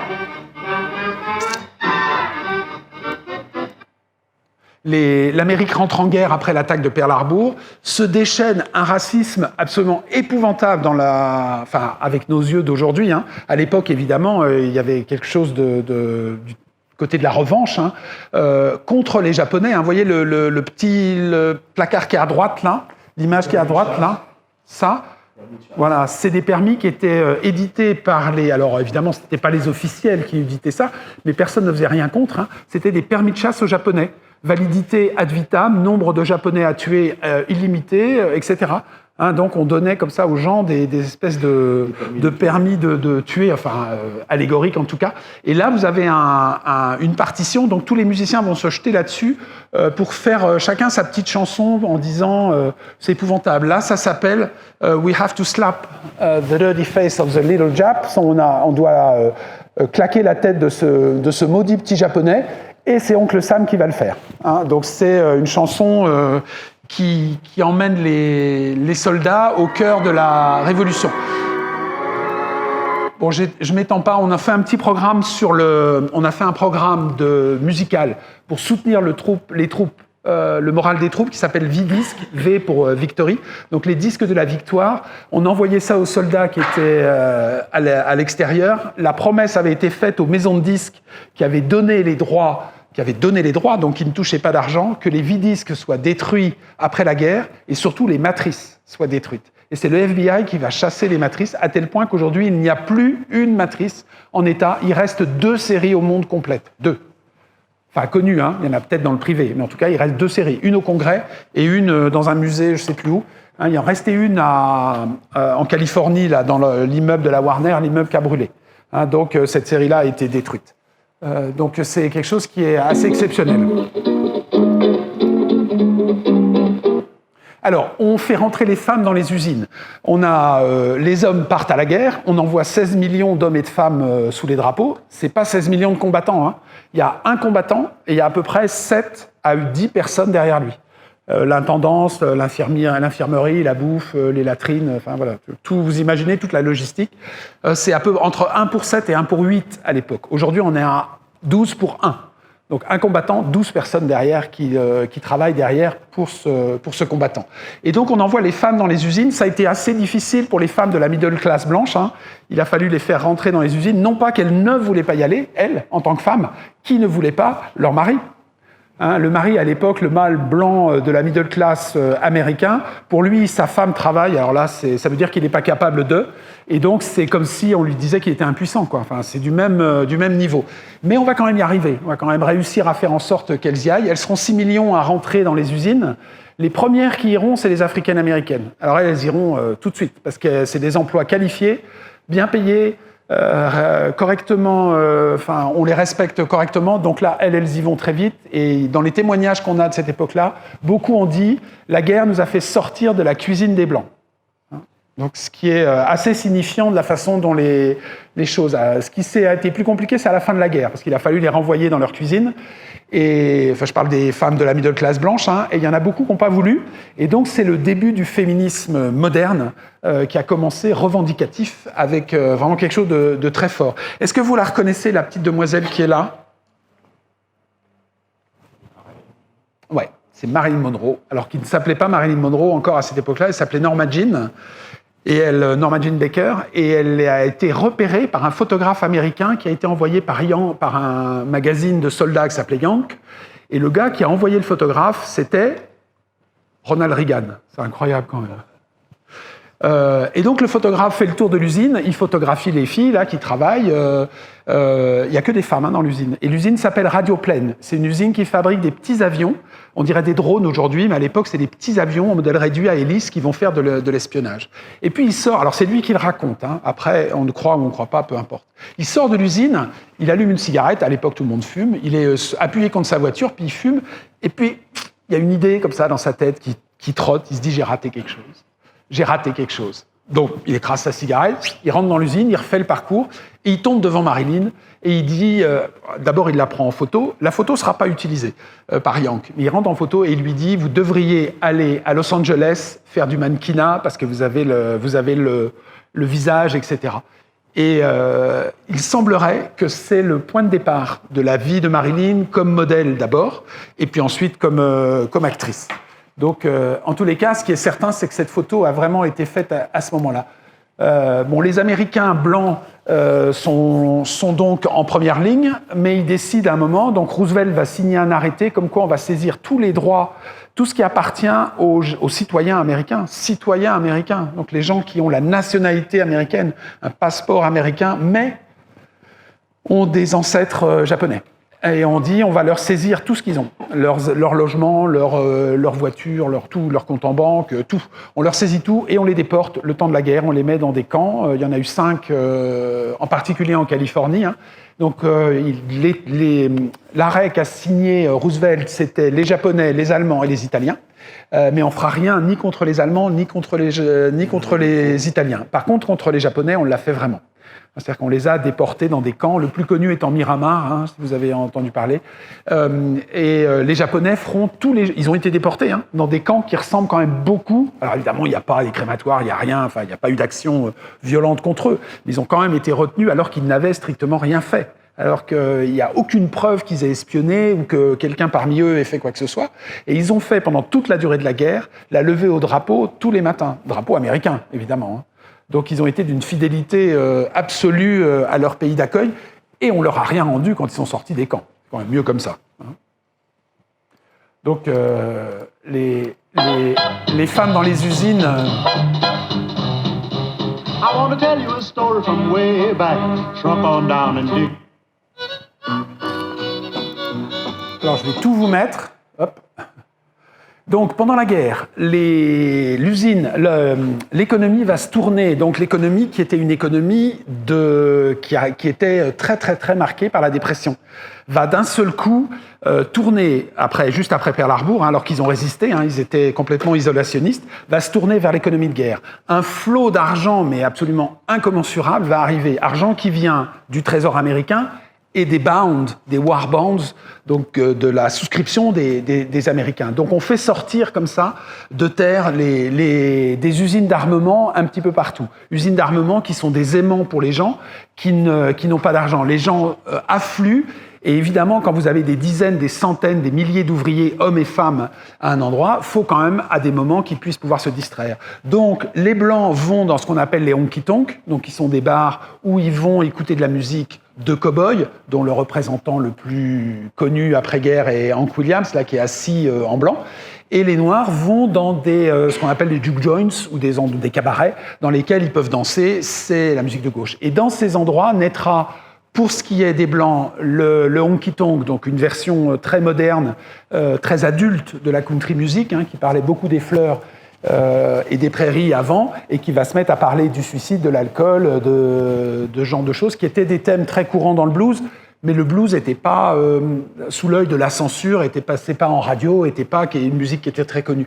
Et les Africains-Américains vont danser sur une musique qui est encore très empreinte de swing à cette époque-là, mais en petits combos, donc avec 3-4 musiciens, 5-6, mais en tout cas pas des équivalents de grands orchestres, et naîtra de ces endroits ce qu'on appellera après la guerre le rhythm and blues. Bon, vous reconnaissez In the Mood, c'est la musique de la libération. Moi, mon père a 90 ans cette année. chaque fois qu'on parle de la guerre ou que le sujet vient sur la guerre, In the Mood. C'est son credo, c'est la musique qui symbolise la fin de la guerre, qui symbolise le Coca-Cola, le chewing-gum, les soldats américains qui balançaient comme ça aux gamins du chewing-gum, du chocolat, du coca. Et pour lui, c'est vraiment, et pour tous les gens de cette génération, c'est In the Mood, c'est ça. Après la guerre,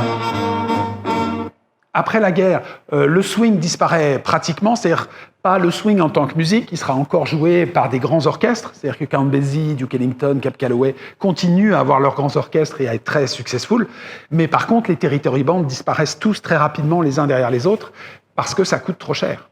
Ça coûte une fortune de faire voyager des orchestres à 16, 18 musiciens. C'est beaucoup trop cher. Et en plus, le gouvernement américain, après la guerre, qui cherche désespérément de l'argent, parce que l'économie ne se reconvertit quand même pas comme ça, taxe tout ce qui a trait à la danse est taxé. Alors ça ne va pas durer très longtemps, juste suffisamment pour faire fermer quand même pas mal de salles, dont le Savoy. C'est des événements qui sont assez regardables, assez regrettables. Oups. Donc, les Noirs américains continueront à écouter et à danser sur le rhythm and blues qui devient de plus en plus moderne et de plus en plus apprécié, et y compris et peut-être surtout par les teenagers blancs. Et puis côté country music se développe une musique très dansante, très rigolote et très agréable qu'on appelle le western swing et qui a aussi beaucoup de succès.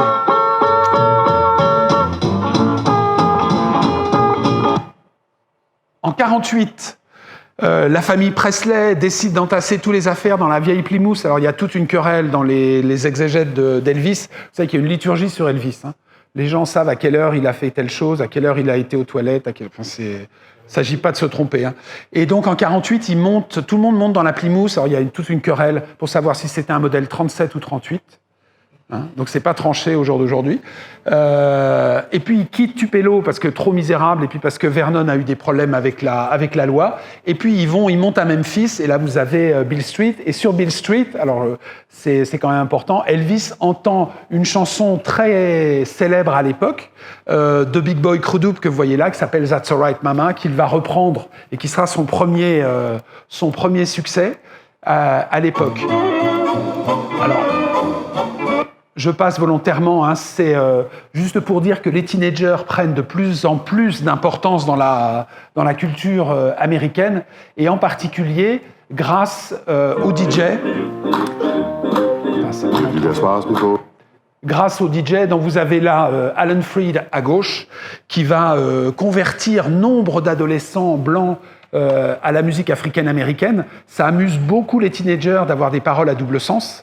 Donc comme la chanson que vous entendiez, là vous avez entendu juste quelques notes, Sure Cure for the Blues, donc ça veut dire le moyen le plus sûr de soigner ton blues, c'est de venir avec moi, sous-entendu de venir dans mon lit, et puis je vais t'expliquer la vie. Et ça, évidemment, les teenagers adorent ce genre de choses, parce que leurs parents détestent, évidemment. Et donc le rhythm and blues va être estampillé, grosso modo, je vous fais court, va être estampillé sexe. Et donc Alan Freed, qui veut pas trop que cette musique-là disparaisse sous cette étiquette, la débaptise et la rebaptise rock'n'roll. Ce qui est très drôle d'ailleurs, parce que dans l'imaginaire africain-américain, tout rock, c'était être bercé par les bras de Dieu, donc c'est quelque chose, Rock My Soul par exemple, c'est quelque chose qui revient très fort, très souvent dans la musique religieuse américaine, mais dès que vous avez rock'n'roll, ou vous parlez tout rock dans la musique moderne de cette époque-là, le balancement qui était comme ça devient un balancement dans l'autre sens, qui est évidemment beaucoup plus chargé sexuellement, et donc c'est très amusant, parce que rock'n'roll devient quelque chose de très neutre aux yeux de l'establishment, contrairement à Rhythm and Blues, qui était, lui, les mots étaient très, très neutres, avec aucune charge, et donc on va retenir rock'n'roll, qui est beaucoup moins anodin. Et puis là, un autre DJ qui s'appelle Dewey Phillips, qui est de Memphis, et qui va jouer un petit rôle dans l'histoire de la musique d'Elvis. Voilà. Au nord, en Pennsylvanie, Bill Haley, qui est DJ radio, comprend le premier, bien avant Elvis, il comprend tout l'intérêt de la musique noire et surtout il comprend très vite que les teenagers blancs sont très attirés par la musique parce que ça va vite, parce que ça danse et parce que c'est pas la musique de grand-papa. Hein, le swing, c'était la musique de grand-papa pour les jeunes de cette époque-là. Hein. Donc évidemment, nous, on voit plus du tout les choses de la même façon.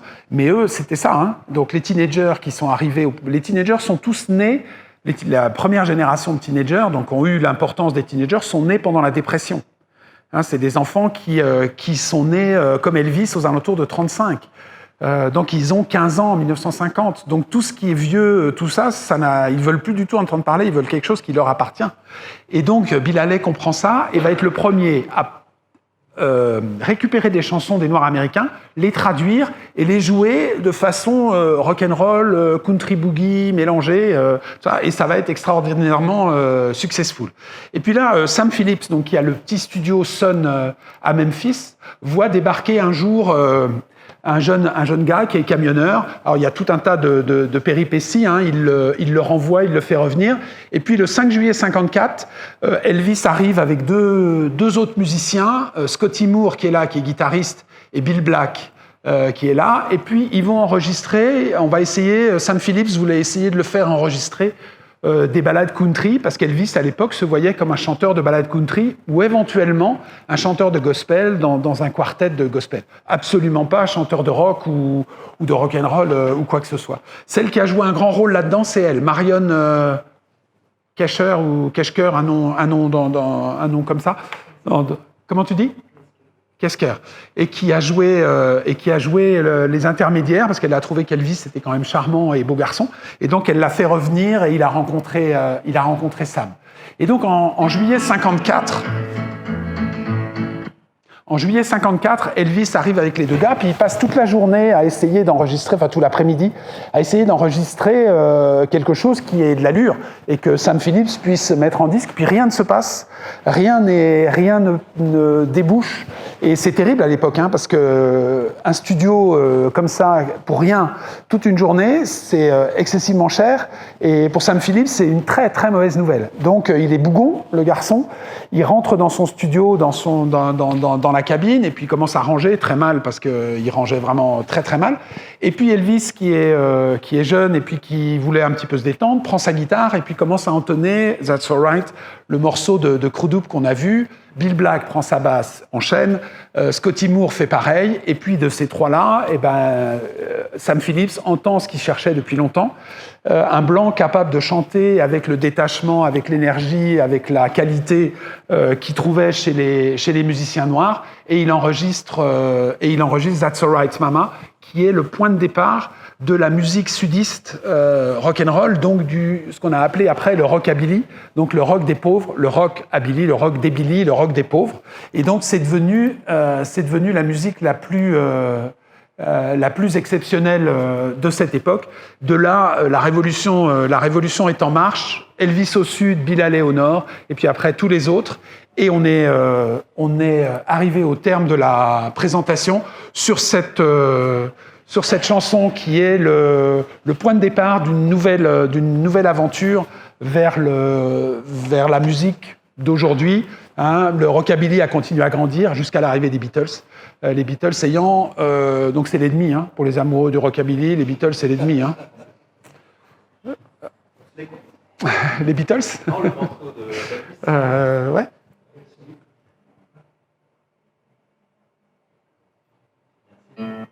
Ah, c'était bon. Donc évidemment, aujourd'hui, ça sonne presque anodin. Hein. À l'époque, ça a été quelque chose d'exceptionnel. Hein. Dewey Phillips, là, qui a pris les acétates, donc les échantillons, enfin les premiers disques. On a passé la musique plus de 10 fois dans la même émission le soir, tellement les gens la réclamaient sans discontinuer. Voilà, on va s'arrêter là parce que je crois qu'on est en retard, je suis trop bavard. Ouais. La photo de Phillips, il y avait indiqué, ça faisait référence aux Black Memphisians. C'est quoi exactement les Black Memphisians ? C'était les jeunes noirs de Memphis. D'accord. À l'époque donc. Oui, à l'époque, oui. Il lui disait qu'il était blanc par accident. Mais il y avait un chanteur de rap blanc qui s'appelait Vanilla Ice, parce que les Noirs ont été étonnés de voir que c'était un blanc. Oui, bien sûr. C'est-à-dire qu'il s'était caché Ouais. pour faire croire qu'il était noir. Qu'il était noir. Alors Elvis aussi, Elvis, les gens le croyaient noir. Et quand il a passé ses premières musiques et il a été invité par Dewey Phillips à venir à la radio, et Phillips, enfin le DJ en question, a été très malin parce qu'il lui a pas demandé brûle pour point, t'es blanc ou t'es noir, ce qui aurait été quand même assez brutal. Il lui a demandé, t'as fait où tes études? Et donc Elvis a répondu à Humes. Et Humes, ça ne pouvait être qu'un blanc, puisque c'était une école strictement ségrégée. Hein, on était encore strictement ségrégé à cette époque-là dans les écoles, malgré l'avis de la Cour suprême qui avait déclaré inconstitutionnelle la séparation des écoles. Il va falloir attendre encore 10 ans pour que ça soit effectif. Je vous remercie beaucoup de votre attention. Désolé, c'était un petit peu long. Ouais, c'était,